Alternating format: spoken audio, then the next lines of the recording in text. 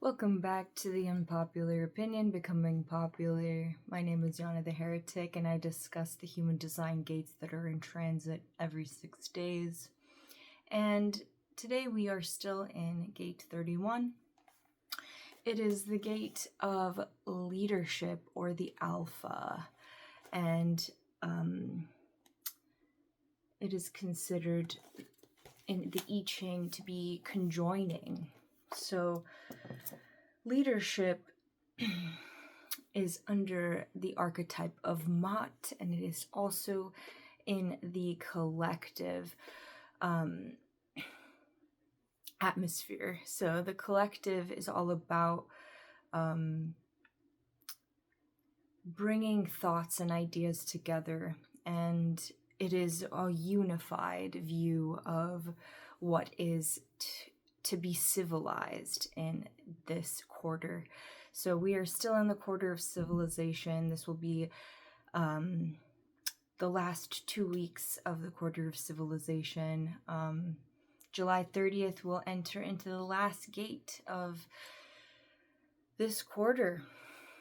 And let's get to it. The reason why I have been preoccupied is because it was my 2-year anniversary with my partner Benny, and we went up to Mount Rainier in Washington, and we did a hike, and it was 2 days of hiking, and it was pretty intense. Could have been more intense for sure, but we went up to the panorama point up there, and I had forgotten to take sunblock, so if I look crispy, like that's what is going on. Other than that, we went off trail at one point. That was also my doing, and I don't know, I like to challenge myself. I wanted to postpone my time up there because it's so beautiful, and it takes 3 hours to get down there, so I'm like, let's just soak it all in, right? So we went off the trail, and we were up near a lot of like volcanic rock, and volcanic rock that is huge, but as you know, it's very light in weight. So at one point I was like, whoa, like my eyes didn't register how difficult this trek would be, because we were like climbing over the rocks, and it felt like at one point I was like preventing like this whole disastrous avalanche upon us, because you have to like weigh out your whole entire steps to make sure that none of them crumble on us or down the hill. And there was like an ice patch and everything, and yeah, it felt like I was like one with the laws of physics, because you have to constantly like adjust your weight across this expanse of just rock. So wouldn't recommend it if you're not great or you get nervous about hiking through rocks. But we made it, and we saw some mountain goats. It was really beautiful. And that made me think of Mott, because like, I was up there having introspective moments, over the last 2 years of my relationship, as well as like, symbolic of like what this relationship has brought me. And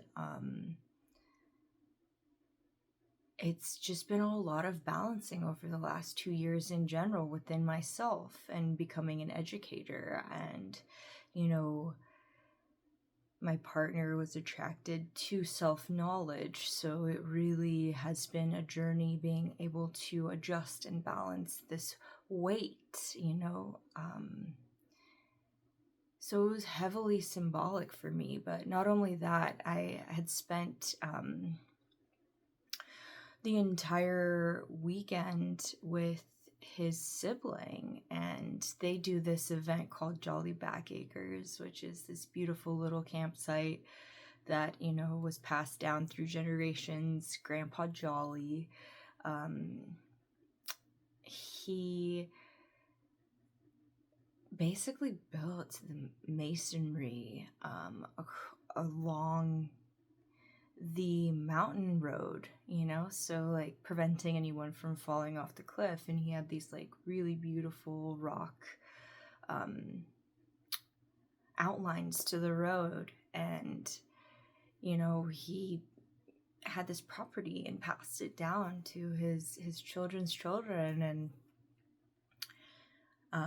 he was a super alpha, you know, he was an alpha masonry. And I came to this land that I've been to before, and then I like was greeted by so many more alphas. It was insane to actually experience that, you know. And Benny had to work, so, you know, I was there with these new folks. I'd always wanted to get to know his sibling and his family, and it happened to be like the most perfect, you know, camping experience that I've had.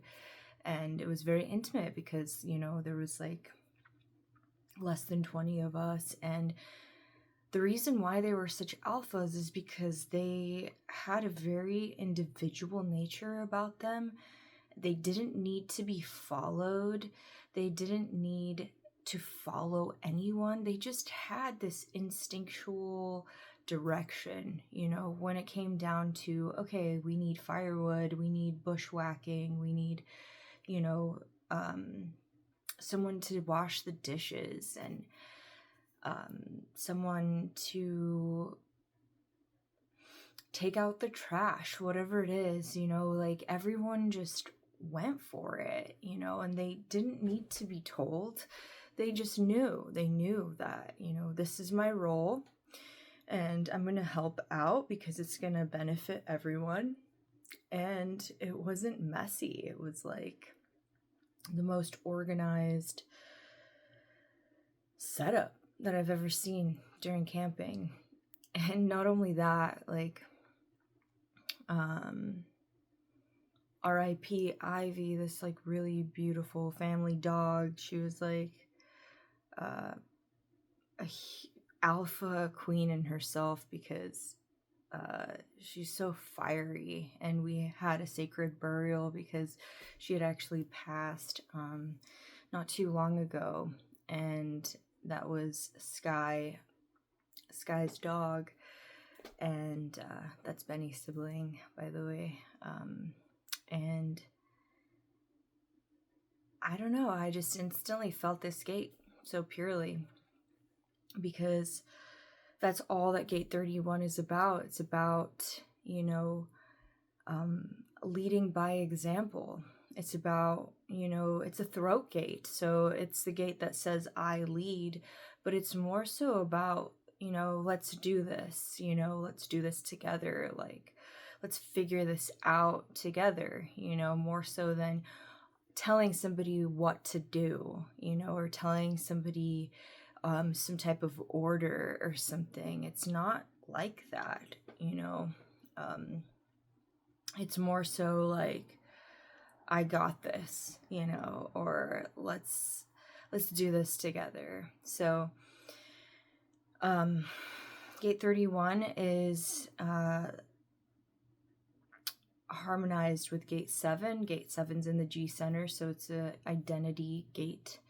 And Gate 7 is the role of the self or the army. And it harmonizes with Gate 31 to make the channel of the alpha a design of leadership for good or bad. So I had brought up Star Wars during this gate. I personally have this channel, this whole entire channel, 731. And it's more about being elected to have the leadership role. And the best leaders are the ones that don't want to lead. They're like, why would you pick me? And this isn't really a channel where you can assume your role to guide others. It's not about that at all. It's more so about being asked and waiting for that sacred timing to come through, where someone's like, hey, do you want to do this? I feel like you're really going to be great at this. And then they can offer their influence or their guidance. This is all about this collaboration, this conjoining of influence. Everybody's influence each other, and asking each other for their opinions or their life experience. And this is exactly what I actually got from all these people. It was there was a lot of topics that were brought up that are about anarchy and equal human rights, and about the civilized laws that are out there today, about the politics of today, how strange they have become and how strange they are as we shift into this new age. And not a single person accepted, they didn't exude defensiveness or, oh, I'm right and you're wrong. It was just this ability to be like, hey, I understand your perspective, but I want to talk about this now. And it was so safe and so unlike anything I've experienced, because usually we're like, we can't talk about this stuff. We can't talk about politics around each other, but it's almost, the pot has been stirring, it's been boiling, it's like the times are getting stranger and stranger, and the ability to have this language, the language of human design specifically, was so prominent to bring to the table, because I don't want to create this war. I don't want to lead in a way that's going to be excluding language or being surface level. We have to uncover all these things and talk about them and talk about what's going on in the collective. And it very much felt like the right time. And I was just so touched by that. I ended up talking till 6 a.m. around a campfire, and it was beautiful.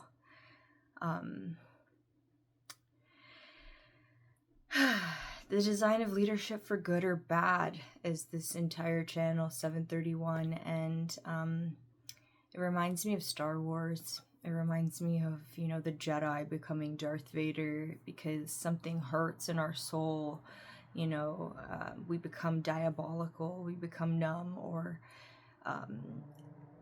become nihilists in a certain way, because we're just too numb to face, things.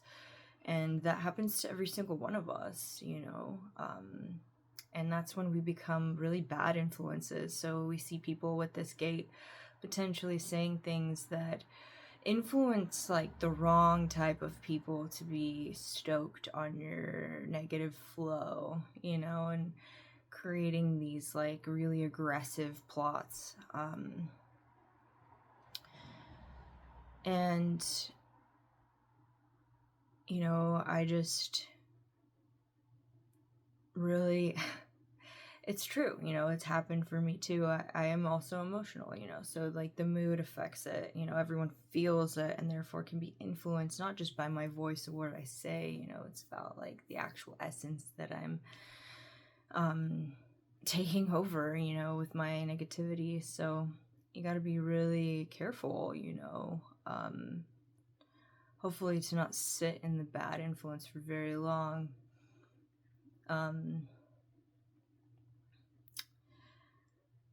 and become Darth Vader. Otherwise, this gate is on the cross of the unexpected, so we are the ones that soften the blow to what is unexpected. We can take things that are seemingly traumatic and make them into comedy, or say, no, don't look at this, we can take care of this, or, you know, just calming some of the nerves of the collective, because, you know, things are going to keep shifting and things are going to be thrown at us that don't make any sense. And, you know, the 31s are going to be, you know, pretty much just like, hey, like, we can take these blows. It doesn't hurt our identity.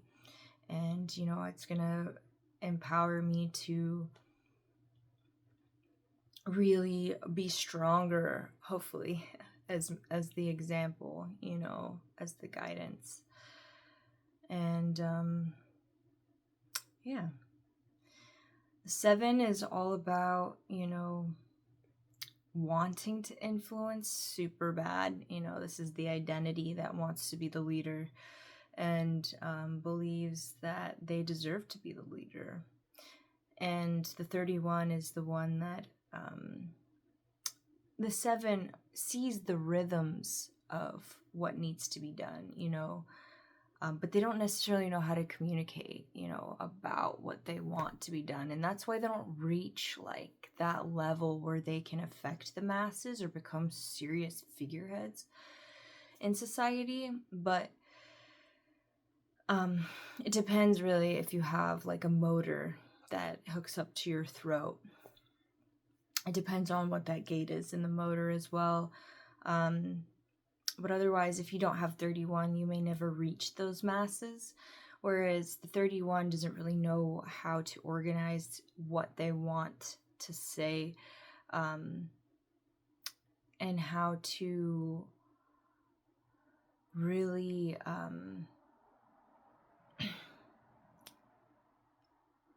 see the pattern of the future, you know, what is there to guide. And we do see the channel of the Alpha at the very beginning of this transit. And yeah, I just feel that this is the essence of harmony. You know, this gate is the essence of harmony, being on the cross of the unexpected, you know, being that like person that talks about, you know, the future and what they would like to see in the future and how they want to construct it. So influencing the people around them. Maybe they'll want to create this herbalist group. Maybe they'll want to like, you know, make a like warehouse or maker space together for artists to heal, even though these times are difficult. That's what I want, you know, so badly. And I was talking about this with new people, and, you know, this seed was planted, right? So you're planting your seeds of influence for what you would like to happen in the future. And that's the chemical reactions we need, you know, to really persist through these very strange times and be able to influence harmony into the law of civilization, because we're really acting uncivilized during these times. You know, like our leaders are extremely uncivilized at the moment, where they want to shove, you know, a culture away from us here, and they're wanting to displace people, and that is not all right, and it's never been all right, you know, in society and civilization. You can't just exile a certain culture or take them off of this planet just because of your personal opinions. And that's really the true question of like what we're going to do with this form of civilization. and we're seeing these unprecedented times really speaking true about this. We're seeing potentially these alphas coming together that, not only just see the anarchy from the negative and have these logical facts of what is wrong and what's going on that is wrong, but really we need the alphas that's, empower people to be like ninjas, to have the right to bear arms, to, protect themselves for their individuality and who they are. And human rights are definitely in question and are needing serious attention. And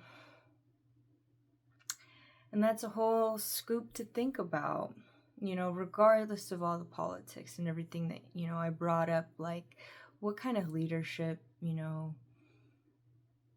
have you seen in your week, good or bad? What kind of influence happened for you? I'm very curious. If you want to drop it in the comments, I'm very interested. Or what do you think about leaderships, or who is your powerhouse leader, your person that influences you the most, and are you obsessed with them? Do you think that they're somehow better than you?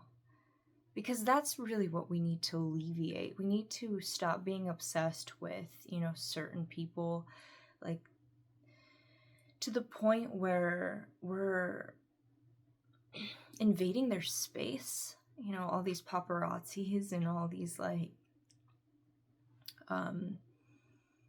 people that get famous and then they realize like, wow, I have no privacy. Wow, I have no schedule. Wow, I have like all these people kind of just hanging around me wanting some of my sweat, or, like it's just odd, and we need a lot more leaders and alphas to step through and,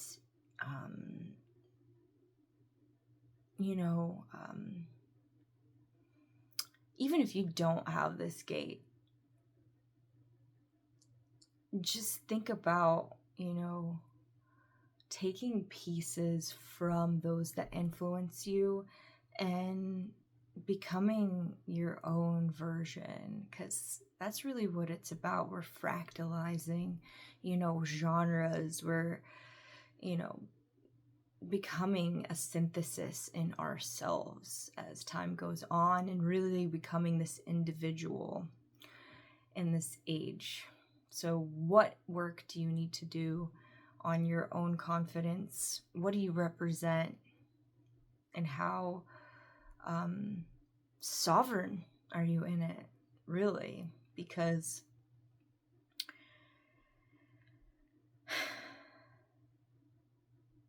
we're not really following as much anymore, we're becoming an archetype, like I had mentioned before.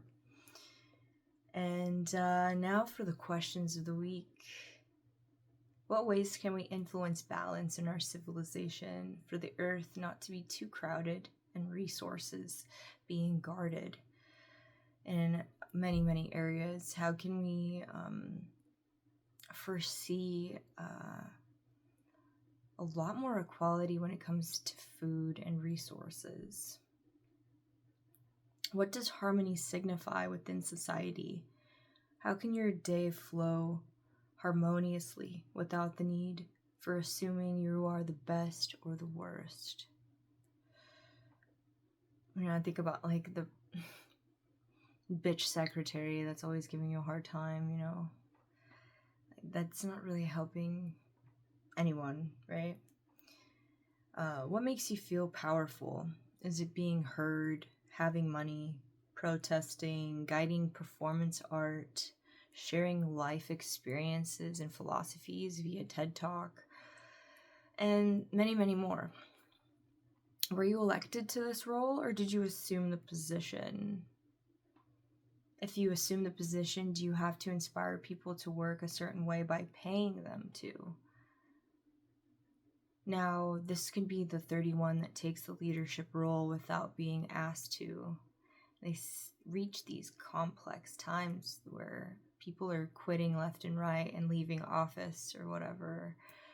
And they're like, well, I'll pay you more. You know, that's not really like sustaining the satisfaction or success in any way, right? So maybe take yourself off the throne. How did waiting to respond help harmonize the flow of conversation and put you in the right place? Waiting to respond is hard, and I always like give myself a mini reward every time I do it because I have a lot of feelings, and they take me through the lows for a while. And you know, everyone always is like, what's going on, how are you? And I should just be like, I'm having a low, and that's it. You know, I don't want to open it up necessarily all the time. So waiting to respond is very potent. It will solve you a lot of arguments. Take it from my experience, you know, if you're emotional. And that'll be all for the week. In just a couple days, I will be doing the last gate within the quarter of civilization. Thank you for your patience and thank you for watching. If you need any more information, please visit my website at electromagneticidentity.com. electromagnetic-identity.com. And schedule an appointment or 15-minute call just to see what's in store for you. I will see you in just a few days.